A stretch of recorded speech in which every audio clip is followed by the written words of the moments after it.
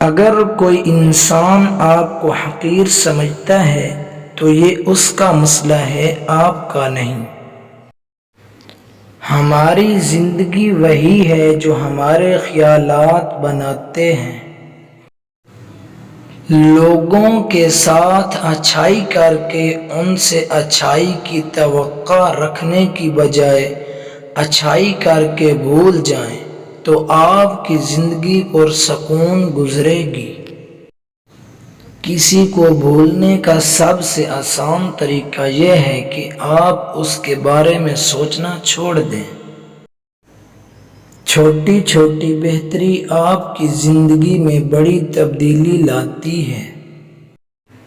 آپ کا دماغ ایک باغ کی طرح ہے، جب تک آپ اس میں پودوں کی کاشت نہیں کریں گے تو یہ پھل کیسے دے گا؟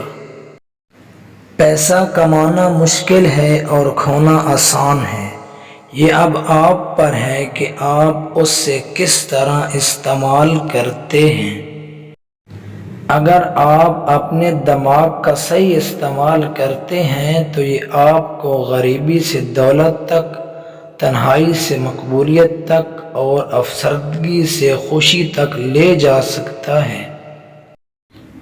اختلاف کو ختم کرنے کے لیے بہترین الفاظ یہ ہیں۔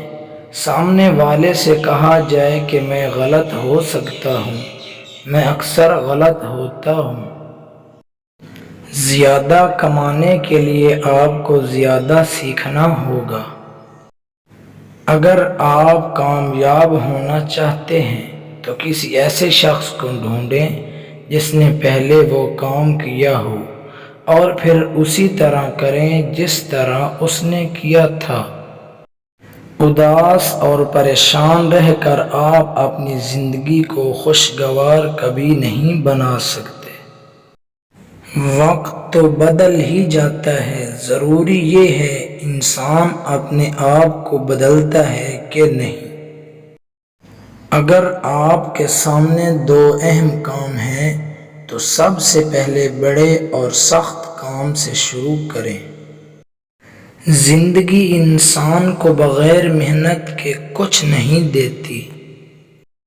4 چیزیں ایسی ہیں جن سے بیوقوف آدمی کو پہچانا جا سکتا ہے: بغیر وجہ کے غصہ کرنا، تبدیلی کے بغیر ترقی کی خواہش کرنا، تحقیق کے بغیر کسی اجنبی پر بھروسہ کرنا، اور دوستوں کے دشمنوں کو غلط سمجھنا۔